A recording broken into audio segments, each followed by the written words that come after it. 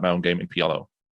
Well, we're going to learn some about Javier here because he has got a interesting spot. This is sort of a, it's like a hybrid, right? The ace jack off, you could flat, you could three bet. You also get a hand like ace queen off in a tough spot, but is it just too good to not play back or continue? The button is short. There's an open, he's opening and he does flat and gets top pair, top kicker. So I think there was a couple options there for Javier. He does go with the call, and now he is in a absolutely crushing position. If he doesn't get a running king 10 or running diamonds, he is going to be in a great spot. And this is a concerning flop for Marcos here, right? This is, you get flatted, not a great board, queen high, king high, and he's got a decision here himself.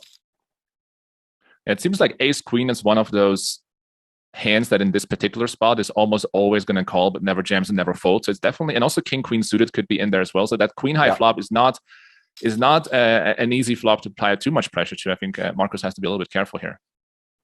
Yeah, so he does get called. He bets, relatively small, about 33% pot, if I'm not mistaken. 833 in the middle. He does pick up some equity. It's not a diamond, though, which would have been a welcoming card. And now, he has got the gut shot, but he does get called in the flop, and he's got to think, am I going to shake king, queen suited? What if my opponent has ace, queen? What if he has tens? He blocks jacks, blocks aces, right? That his opponent could be flying. And here comes a king on the river. And this is not a great card for Javier, right? He realizes for value, ace, king he could be up against. And he is also realizing, though, there are some hands he's in trouble with against, but the check on the turn is welcoming. And now we see a lot of players block or bet these spots in interesting kind of rivers like this, but he does go for the check. I would imagine not planning to be blown off this hand, although there are, like I said, got to keep on your toes, Jay Nandez. People, you see a lot of crazy plays in these spots, although ace jack, I think this is one where this is just not gone as planned.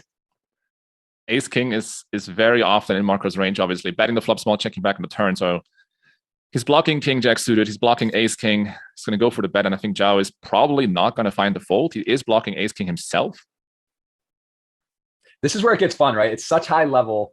They all kind of know exactly where they're at, and this is interesting. He goes for that 50% bet size on the river. So this is where it kind of comes down to understanding your opponent, understanding what you think they're capable of. At this juncture of the tournament, they probably play together, right? Just towards the end, most likely with 2 tables, 3 tables left. Probably familiar with the player, and may they say think long, think wrong. He's got a tough spot here. This is not a fist pump call. He does, though, as you said, make it, and there it is. Big pot going for Javier. The representative of the Brazilian. I would say no. I would still enjoy probably 4 more, but it depends. So the thing is, when a game is very new, especially a gambling game like 5-card PL, you tend to see a lot of like 5-way and 6-way flops. We have an interesting hand here just for a moment to cover. We have a raise and a re-raise, and Nicholas sitting on ace king. I have no idea what he's going to do here. Let's see. So raised. Min, it's like a min. Oh, he has a put back. Okay, he goes with that. Full throttle, and Kakankote, your people, your chance. Given how the chips are distributed, I just have to go with GoPro Warrior. I'm not familiar with him as well, but he did just pick up queens, so that's good timing. Oh, queens, jacks. There's a raise, and this is going to be a difficult spot for Psychologist. Is going to have to find a jack. I do see one jack has been removed, as you see Nicholas whole cards jacking off. So he's in dire straits here, and we will, after you pick the 2, I guess I could just go ahead and pick right now. I will take Juan Pablo Dominguez, who is a very formidable opponent, and man, can I draw? Let's see how this hand shakes out first. Queens to jacks. Let's see what happens here. We know there's 1 jack left in the deck. Oh my God. Poker, man. It's a wild game. It is a wild game. And Psychologist, just mind that in. He is going to double up to 685. Crazy swing for the field, right? Would have been a 12K pay jump. Everyone's kind of happy now. Yeah, I've seen that as well. Like for me as a no limit hold'em specialist, I was surprised by how often people min raise on very short stack sizes, but this time it won't happen. I don't think Nicholas can fold. And obviously, I reckon the big blind isn't folding either. This is sick. This is super sick. I mean, Nicholas is, this play, as it turns out, he might get a triple up opportunity. Of course, we know kings versus ace, queen off, and queens, though. He is lucky that the queen's sort of blocking each other. You still got to fade that ace. So be a pretty good spot, although it's not a guarantee, right? He still things can go awry. He's got to fade 3 flush draws. Oh, wow. Look at this. A fold. Wow. So actually kind of better for him in a way. Now he's just getting a chance to double up a bit, but he has to fade essentially the one out. And now look at this, 90% favorite, has to fade, doesn't want to pair his card. And we see a possible 9 or a king on the river. It is not. And 1.3 million, the Psychologist, love the name, love the momentum, and he is on the way. And this will be fold there, huh? What do you think? That was his sole read. I didn't know that that's a fold, but apparently, I mean, he's right. So I'm not going to question it. This is also a sig flop, by the way.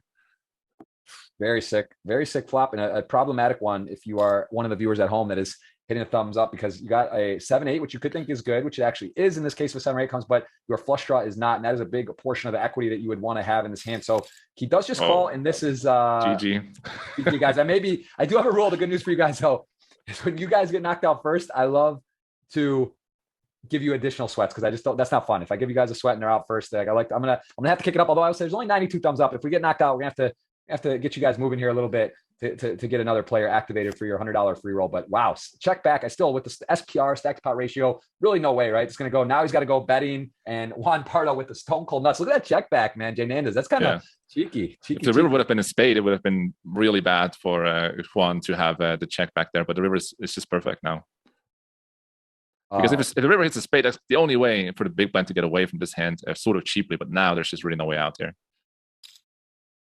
Wow. Yeah. I mean, he check, snap, call. I mean, he's hoping his opponent in his mind is going to take a stab or bluff or hit the king. And that is really unfortunate. And there is a good game, good sportsmanship after a sick cooler 0.7 hand. So that stuck with me forever. And I wish I just always like folded or decided to just like minimize pots. Cause like, I know hand just doesn't get it done for me. And I just feel like that hand is like one of the more problematic hands. It just doesn't seem to work out ahead, behind, or flipping. And it makes sense why, right? You're just going to be against pairs or, Oh, we see a call here. This is essentially like a 7 big blind shove by Marcos.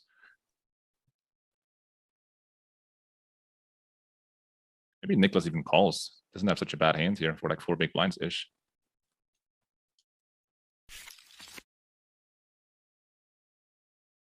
Not the flop you're looking for when you have pocket 8s, but he only has 126,000 behind. All in.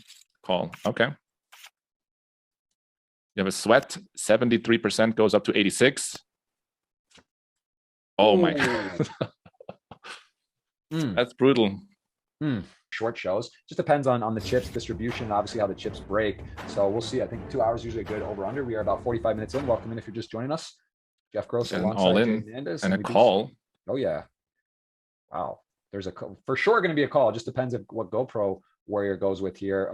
Actually, sorry, there's already an all in and a call, and GoPro Warrior. Not much to think about here. I think there's also 3 other players behind. So we will see a classic flip, million in the pot. There is that ace right away. Another one, just in case he missed the flop. Let's see the river. Can Juan Pardo Dominguez find Jin? No. So we'll stay with 7, and we will